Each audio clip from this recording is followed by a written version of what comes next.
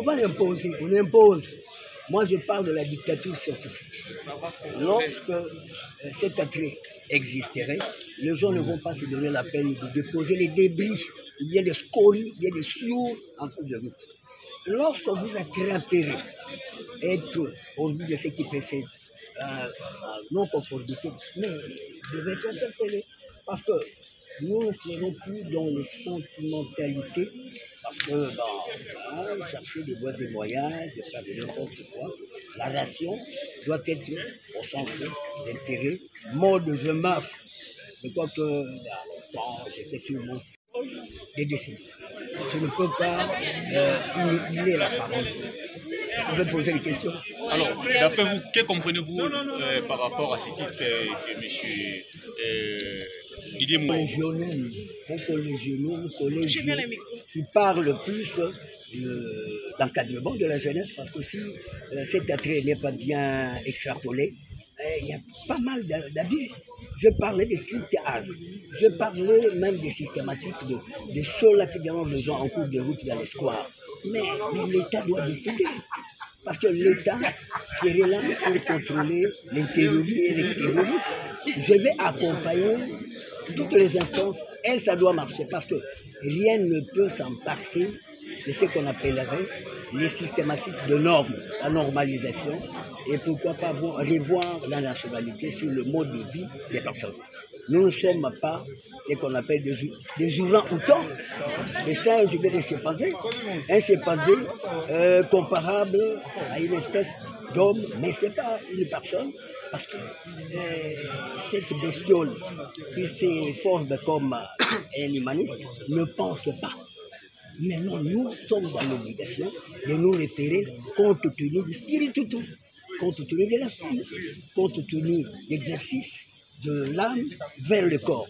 Alors, ceux qui vous vantez les mots. Oui, je vante tout le mot. Les Congolais ne doivent plus copier des matières qui sont utilisées. Et ça ne passerait plus. Parce que je vais me muscler, je vais utiliser les stades de martyr. C'est une dictature qu'on va bientôt imposer. Et les gens doivent savoir que le Congo, ce n'est pas un dépotoir. Nous devons accompagner l'État autour de... Les livres sont là. D'ailleurs, je suis en train encore de développer d'autres COP 27. Vous allez vivre ça. $200 seulement. Alors, mais c'est trop cher. Monsieur Eddy Malou, la Congo essayez de nous expliquer. Oui, c'est une doctrine qui ne parle pas de copier des matières, qui ne cadre plus. Actuellement, nous devons être dans nos repères pour avoir des références. Le Congo ici ne doit pas copier Brazzaville. Ne doit pas copier Gabon, tout, non. Donc vous voulez dire le retour à l'authenticité? Non, même pas. C'est pas ça. Ici, nous devons penser selon nous.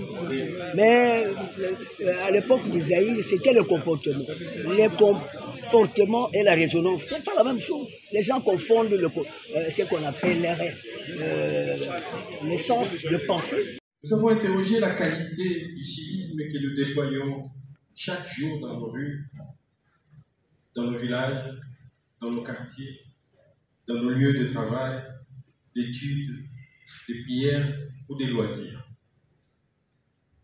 Portés par un élan d'obligation auto-infligée et reddition républicaine des comptes, nous avons décidé de nous inscrire dans un devoir civique de transmission des connaissances apprises et des expériences acquises.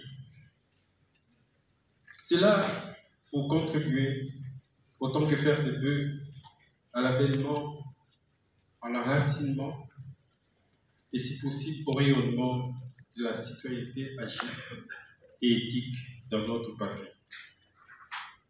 Voilà pourquoi, humblement, nous vous présentons aujourd'hui la structure que nous croyons être appropriée pour nous acquitter de cette dette citoyenne, et nous l'avons dénommée l'Académie du bon sens. Mesdames et messieurs, de quoi s'agit-il? Nous allons commencer par une interrogation. Et je sollicite votre participation pour qu'ensemble nous cernions les enjeux des récits sociaux que nous mettons sur la table de notre patrie.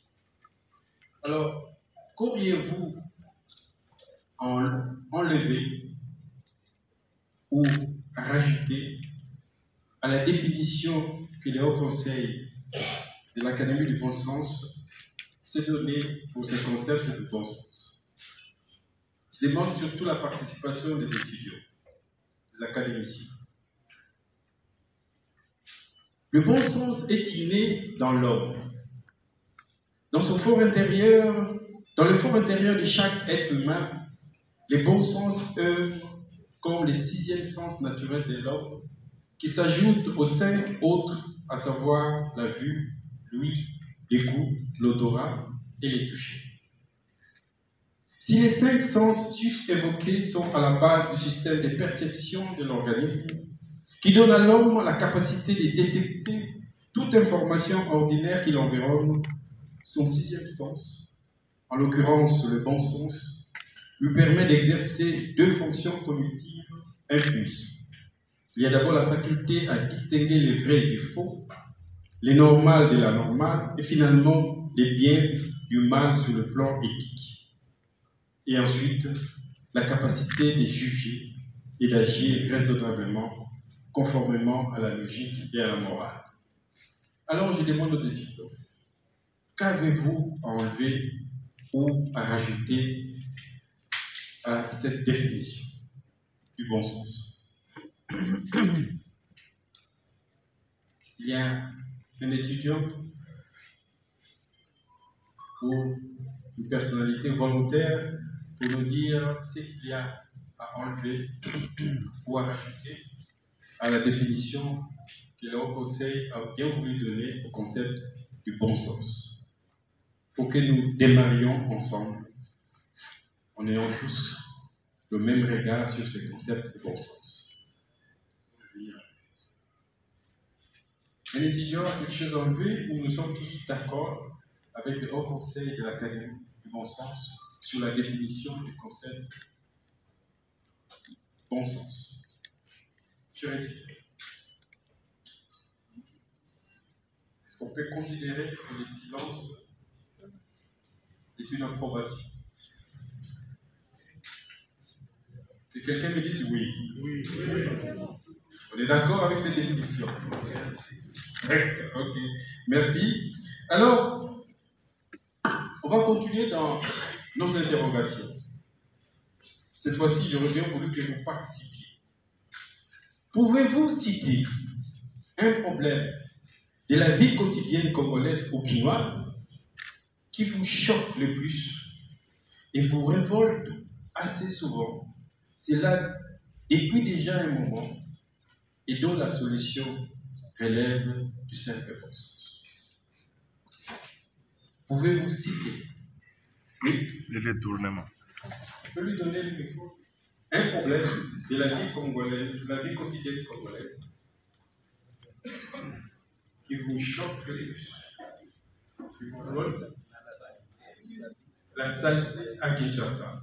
Quelqu'un d'autre a un autre problème qui le choque le plus souvent et depuis un certain temps. Et vous pensez que la solution contre la saleté relève du bon sens? Très bien.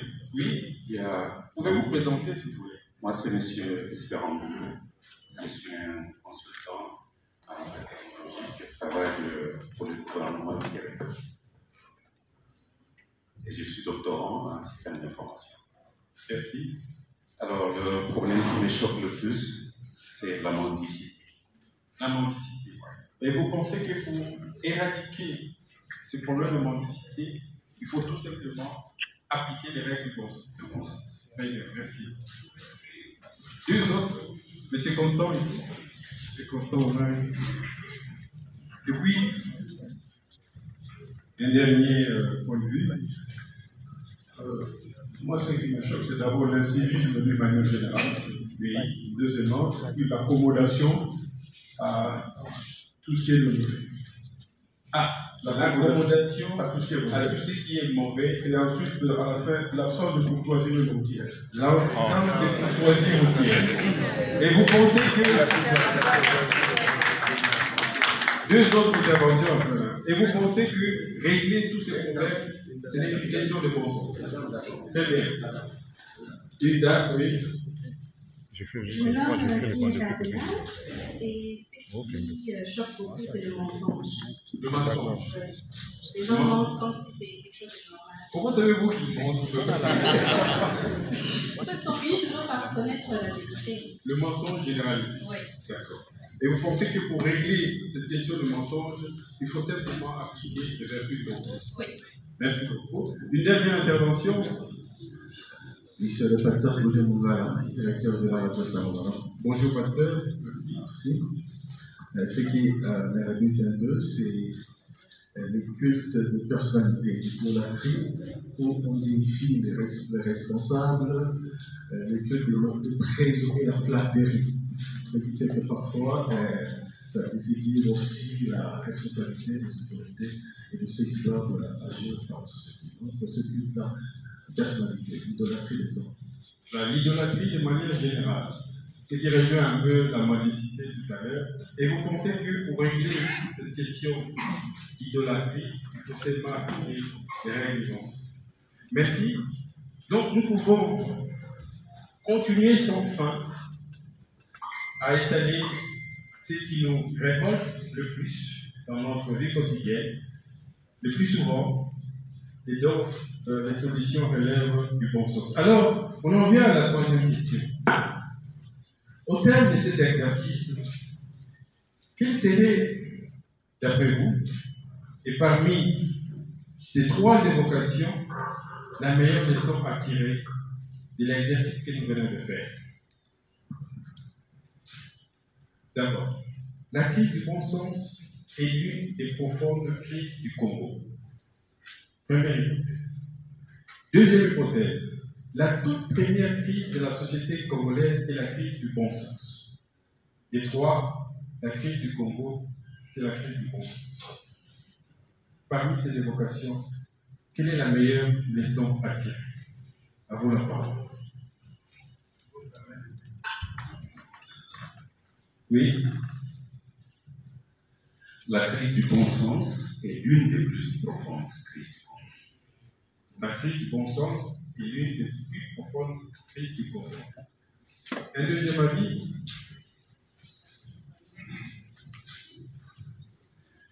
Moi, je pense que c'est la troisième assertion. C'est tout simplement la crise. Le Congo vit une crise du bon sens. Le Congo vit une crise du bon sens. Et un dernier avis, la dernière.